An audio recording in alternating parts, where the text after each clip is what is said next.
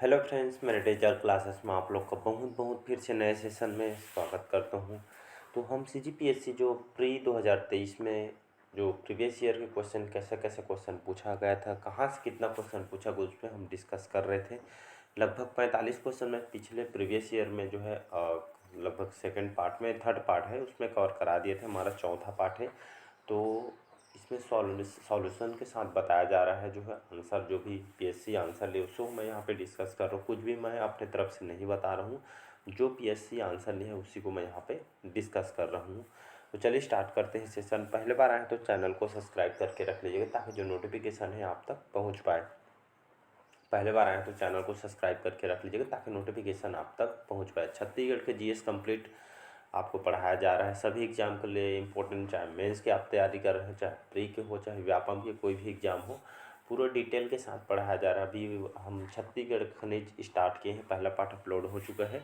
आज जो है नाइट में इसका सेकेंड पार्ट अपलोड हो जाएगा, तो बढ़िया पार्ट वाइज देखते चलिएगा। स्टार्ट करते हैं सेशन को। पहले बार आए तो चैनल को सब्सक्राइब करके रख लीजिएगा ताकि नोटिफिकेशन आप तक पहुँचे। कोई भी एग्जाम को जैसे प्रिपरेशन करते हैं तो प्रीवियस ईयर में कैसे टाइप के क्वेश्चन पूछा गया था, कितने क्वेश्चन कहाँ से पूछा गया है, आपसे बन भी रहा है कि नहीं, ये जानना बहुत ही ज़रूरी होता है। स्टार्ट करते हैं 46 हमारा। जनगणना 2011 के अनुसार छत्तीसगढ़ का लगभग कितना क्षेत्र जो है आपका आदिवासी उपयोजना क्षेत्र के अंतर्गत आता है? तो 78,000, 88,000 वर्ग किलोमीटर या 98,000 वर्ग किलोमीटर या आपका 10,800 वर्ग किलोमीटर। तो आदिवासी उपयोजना के क्षेत्र कितना आता है? तो इसका जो पीएससी है आंसर लिया गया था लगभग 88,000। बी ऑप्शन करेक्ट आंसर हो जाए, पीएससी बी आंसर लिया गया है। तो जनगणना 2011 के अनुसार देखेंगे छत्तीसगढ़ के लगभग 88,000 वर्ग किलोमीटर या आपका आदिवासी उपयोजना क्षेत्र के अंतर्गत यहाँ पे आती है। जनगणना डिटेल के साथ पढ़ना चाहते हैं तो डिटेल के साथ पढ़ाया हुआ है छत्तीसगढ़ का। आप प्ले लिस्ट में जाएंगे आपको मिल जाएगा, तो वहाँ से आप डिटेल छत्तीसगढ़ की जनगणना पढ़ सकते हैं। अगला क्वेश्चन देखते हैं हमें। नवनिर्मित जो मनेन्द्रगढ़, चिरमिरी, भरतपुर जो जिला राज्य के कौन सी दिशा में स्थित है? जब नया जिला बनाया गया था उसी का जो क्वेश्चन उठाया गया है। दक्षिण पूर्व, पश्चिम, उत्तर पश्चिम या उत्तर दिशा। तो नवनिर्मित जो मनेन्द्रगढ़, चिरमिरी, भरतपुर जो जिला है राज्य के कौन से दिशा में स्थित है? इसका जो पीएससी जो है सी ऑप्शन लिया गया था, उत्तर पश्चिम दिशा में आपका जो हो जो निर्मित जो मनेन्द्रगढ़, चिरमिरी, भरतपुर जिला है आपका उत्तर पश्चिम में आपका बसा हुआ है, तो इसको याद रखिएगा। अगला क्वेश्चन देखते हैं यहाँ पे छत्तीसगढ़ की रिहंद एवं मांड नदियों का उद्गम स्थल कहाँ से होता है? चिल्पी घाटी, मैकाल पर्वत से, मैनपाट से या उपरोक्त में से कोई नहीं। तो रिहंद नदी जो मांड नदियों का संगम जो स्थल कहाँ से होता है, तो याद रखिएगा ये आपका मैनपाट से जो है इसका उद्गम होता है। कंप्लीट आपको छत्तीसगढ़ की नदियों के बारे में पढ़ना चाहते हैं तो प्लेलिस्ट उसका बना दी, जिसमें वाटरफॉल जितने भी जलप्रपात नदियाँ वगैरह हैं सभी पूरा डिटेल के साथ आपका पढ़ाया हुआ है। तो इसका सी ऑप्शन पीएससी द्वारा आंसर लिया गया है। नेक्स्ट क्वेश्चन देखते हैं। अगला क्वेश्चन देखते हैं यहाँ पे। मधेश्वर पहाड़ छत्तीसगढ़ के कौन से जिले में है? सूरजपुर, जशपुर, सरगुजा या कांकेर। तो मधेश्वर जो पहाड़ है आपका छत्तीसगढ़ के कौन से जिले में स्थित है? तो ये आपका सी ऑप्शन करेक्ट आंसर हो जाएगा, पीएससी द्वारा सी ऑप्शन इसका लिया गया है। तो ये आपका सरगुजा जिले के जो मधेश्वर पहाड़ है सरगुजा जिले में आपका छत्तीसगढ़ के स्थित है। सी ऑप्शन करेक्ट आंसर हो जाएगा। अगला क्वेश्चन देखते हैं यहाँ पे। नेक्स्ट क्वेश्चन है छत्तीसगढ़ में टीन का सर्वाधिक संचित भंडार क्षेत्र है। छत्तीसगढ़ में देखेंगे टीन का सर्वाधिक जो भंडारण कौन से क्षेत्र के अंतर्गत है? आपका मैनपाट, मैकलसेडी, दनकारण्य, महानदी बेसिन। इसका जो सी ऑप्शन करेक्ट आंसर हो जाएगा। कल खनिज के बारे में पढ़ा रहा तब भी मैं बताया था टीन का जो सर्वाधिक संचित भंडार आपका दनकारण्य के अंतर्गत आती है। कौन से जिले में सबसे ज़्यादा टीन भंडारित थी ये भी मैं पूरा बताया हूँ, फर्स्ट पार्ट अपलोड हो चुकी है, उसको जाके देखिएगा। तो इसका सी ऑप्शन करेक्ट आंसर हो जाएगा। तो टीन का जो सर्वाधिक भंडार आपके दनकारण्य क्षेत्र के अंतर्गत आती है। सी ऑप्शन करेक्ट आंसर हो जाएगा। नेक्स्ट क्वेश्चन देखते हैं। अगला क्वेश्चन देखते हैं। भारत और बांग्लादेश के बीच भूभाग क्षेत्रों के आदान प्रदान के लिए 100वां संविधान संशोधन जो अधिनियम है 2015 में लाया गया था, इसके संदर्भ में निम्न में से कौन सा आपका सही नहीं है? तो ऑप्शन है ए, इसके अंतर्गत भारत ने 51 अंतः क्षेत्रों को बांग्लादेश को हस्तांतरित किया, जबकि बांग्लादेश ने 111 अंतः क्षेत्रों को भारत को हस्तांतरित किया। बी है आपका, इसके अंतर्गत 6.1 किलोमीटर 80 सीमांकित सीमाई क्षेत्र के यहाँ पर सीमांकन यहाँ पे किया गया था। इसके तहत 4 राज्यों के भूभाग में बदलाव आए हैं और डी है उपरोक्त में से कोई नहीं।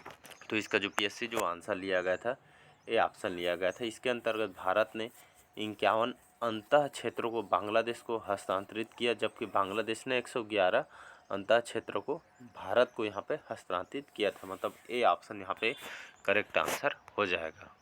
नेक्स्ट क्वेश्चन देखते हैं। राज्य पुनर्गठन जो अधिनियम 1953 में बने, जिस पुनर्गठन आयोग की सिफारिश को स्वीकार किया गया, उसमें निम्न में से कौन सा शामिल नहीं था? पट्टाभी सीतारमैया, फजल अली, केम मणिपक्कर या आपका एच.एन. कुंजरू। तो इसका जो करेक्ट आंसर हो जाएगा पीएससी द्वारा जो आंसर, इसका ए ऑप्शन करेक्ट आंसर हो जाएगा। पट्टाभी जो सीतारमैया है, इसका करेक्ट आंसर हो जाएगा। तो जो राज्य पुनर्गठन जो अधिनियम है 1956 में 1953 में बने, इस पुनर्गठन आयोग की सिफारिश को यहाँ पे स्वीकार किया गया और उसमें निम्न में से कौन शामिल नहीं था? तो आपका पट्टाभी जो सीतारमैया इसमें शामिल नहीं। बाकी फजल अली, केम मणिपक्कर है, एच.एन. कुंजरू, ये आपका शामिल थे। नेक्स्ट क्वेश्चन देखते हैं। बढ़ते हैं अगला क्वेश्चन तरफ। केंद्र सरकार के द्वारा राज्यों को दिए जाने वाले विवेकाधीन, जो उसको हम डिक्शनरी बोलते हैं, का अनुदान का जो प्रावधान संविधान के किस अनुच्छेद में दिया गया? अनुच्छेद 275, अनुच्छेद 281, अनुच्छेद 282 या अनुच्छेद 208। इसका जो पीएससी जो आंसर लिया गया है, सी ऑप्शन लिया गया था।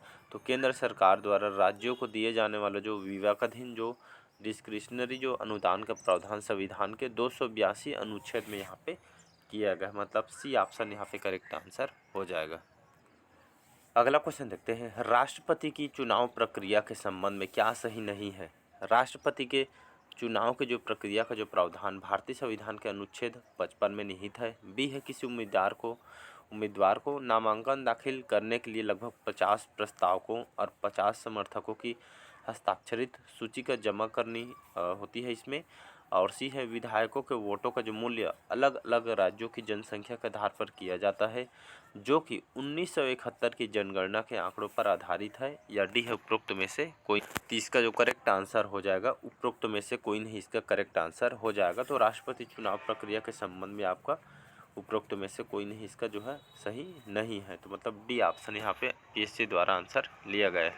अगला नेक्स्ट क्वेश्चन देखते हैं। यदि कोई जो सांसद किसी राज्य के विधानमंडल के लिए निर्वाचित होता है, तो उसे कितने दिनों के अंदर राज्य के विधानमंडल से इस्तीफा देना होगा, अन्यथा उसकी संसद सदस्यता अमान्य हो जाएगी? 10 दिन, 14 दिन, 30 दिन या उपरोक्त में से कोई। 30 का जो करेक्ट आंसर हो जाएगा। बहुत सारे एग्जाम में क्वेश्चन आया हुआ है, तो 14 दिन इसका करेक्ट आंसर। कोई जैसे सांसद है राज्य के विधानमंडल के जो निर्वाचित होता है, तो उसे कितने दिनों, लगभग 14 दिनों के जो अंदर राज्य के विधानमंडल से उनको इस्तीफा देना देना होगा।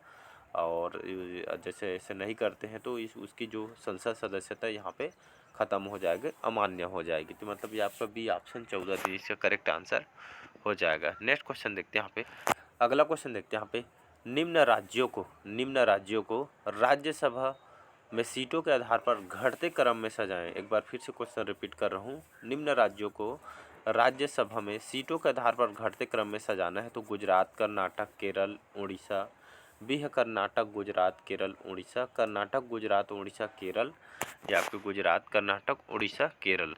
तो इसका जो करेक्ट आंसर हो जाएगा, तो यहाँ पे राज्यसभा में सीटों के आधार पर घटते क्रम में यहाँ पे सजाना है। तो आपका कर्नाटक, फिर गुजरात, फिर उड़ीसा, फिर केरल।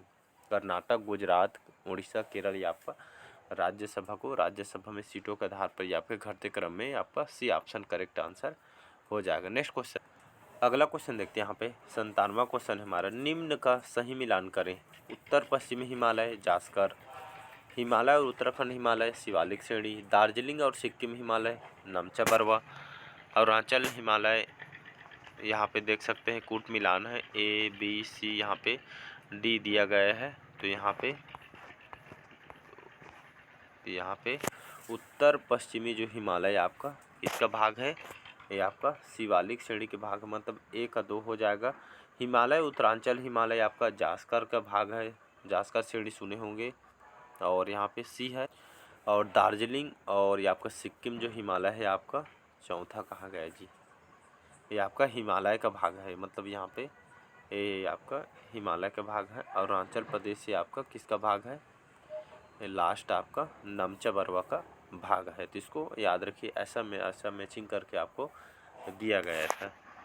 अगला क्वेश्चन देखते हैं यहाँ पे, अगला क्वेश्चन देखते हैं यहाँ पे, प्रायद्वीपीय पठार के संबंध में क्या सही नहीं है। प्रायद्वीपीय पठार के संबंध में क्या सही नहीं है। इस भूखंड की ऊंचाई लगभग 1000 से लेकर 1500 मीटर है। प्रायद्वीपीय की ऊंचाई सामान्यतः पश्चिम से पूर्व की ओर कम होती जाती है और इसके पूर्व में गिर पहाड़ियों तथा पश्चिम में राजमहल पहाड़ियाँ हैं। 1 और 2, 2 और 3, 1 और 3 या उपरोक्त में से कोई नहीं, यहाँ पे ऑप्शन दिया गया है। तो इसका जो करेक्ट आंसर हो जाएगा, प्रायद्वीपीय पठार के संबंध में क्या सही नहीं है, तो ये आपकी इस भूखंड में ऊंचाई लगभग 1000 से 1500 मीटर, ये आपका गलत हो जाएगा। इसके पूर्व में गिर पहाड़ियों तथा पश्चिम भाग राजमहल, ये आपका हो जाएगा गलत, तो यहाँ पे सही नहीं है, मतलब पहला और तीसरा इसका करेक्ट आंसर नहीं। प्रायद्वीपीय की ऊंचाई सामान्यतः पश्चिम से पूर्व को कम होती जाती है, ये आपका दूसरा करेक्ट आंसर होगा। तो यहाँ पे क्या सही नहीं बताना था, मतलब पहला और थर्ड इसका यहाँ पे सही नहीं है। अगला क्वेश्चन देखते हैं यहाँ पे, जेट प्रवाह के संबंध में क्या सही है। जेट प्रवाह के संबंध में क्या सही है, तो जेट प्रवाह तिब्बत के समानांतर हिमालय को उत्तर में एशिया महाद्वीप पर चलती है।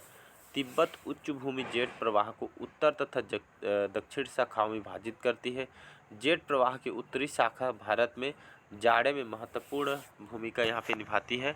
1 और 2, 1 और 3, 1, 2 और 3 या उपरोक्त में से कोई नहीं थी। यहाँ पे आंसर, इसका करेक्ट आंसर कौन सा हो, तो यहाँ पे जेट प्रवाह के संबंध में आपका पहला और दूसरा, मतलब जेट प्रवाह तिब्बत के समांतर हिमालय को उत्तर में एशिया महाद्वीप पर चलती है और तिब्बत उच्च भूमि जेट प्रवाह को उत्तर तथा दक्षिण शाखाओं में विभाजित करती है, मतलब ये आपका पहला और दूसरा इसका करेक्ट आंसर हो जाएगा। अगला क्वेश्चन देखते हैं, लास्ट क्वेश्चन है, फिर अगले पार्ट में बाकी क्वेश्चन को हम कवर करेंगे। वीडियो लंबा हो जाता है इसलिए है, ध्यान में रख के किया जाता है। निम्न जीव मंडल निचयों को उनके भौगोलिक क्षेत्र के आधार पर घटते क्रम में सजाएं। पंचमढ़ी, कंचनजंगा, पन्ना, नंदा देवी या अगस्त्यमलाई। नंदा देवी, पंचमढ़ी, पन्ना, अगस्त्यमलाई या कंचनजंगा। सी है पंचमढ़ी, नंदा देवी, अगस्त्यमलाई, पन्ना, कंचनजंगा। नंदा देवी, पंचमढ़ी, अगस्त्यमलाई, पन्ना और कंचनजंगा। तो इसमें कौन सा करेक्ट आंसर, इसका जो करेक्ट आंसर हो जाएगा डी ऑप्शन करेक्ट आंसर हो जाएगा। तो यहाँ पे जीव मंडल नीचे को उनके भौगोलिक क्षेत्र के आधार पर घटते क्रम में सजाना है, तो पहला आपका नंदा देवी, दूसरा आपका पंचमढ़ी, फिर अगस्त्यमलाई, फिर पन्ना और कंचनजंगा इसका करेक्ट आंसर हो जाएगा, मतलब डी ऑप्शन यहाँ पे करेक्ट आंसर हो जाएगा। तो ये आपके क्षेत्र, भौगोलिक क्षेत्र के आधार पर घटते क्रम में यहाँ पे इस जीव मंडल को सजाना है। नंदा देवी, फिर पंचमढ़ी, अगस्त्यमलाई, फिर पन्ना, कंचनजंगा, ये इसका करेक्ट आंसर हो जाएगा। तो कैसा लगा आज का सेशन, कमेंट करके ज़रूर बताइएगा। नेक्स्ट पार्ट जो है इसका जो लगभग बाकी जो क्वेश्चन हम अगले पार्ट में क्वेश्चन को कवर करेंगे। तो ये आपका जो है प्रीवियस ईयर में यहाँ से क्वेश्चन ऐसा टाइप के क्वेश्चन आया हुआ था, जिसमें आर्थिक सर्वेक्षण से देखें तो 6 से 7 क्वेश्चन आर्थिक सर्वेक्षण से, करंट अफेयर्स को भी लेके बढ़िया चलना है आपको। ये आपका जीके का है, जो भारत के जो जीके के क्वेश्चन यहाँ से क्वेश्चन आया हुआ है। चलिए मिलते हैं अगले पार्ट में, आज के सेशन हम यहीं तक रखते हैं। Thank you.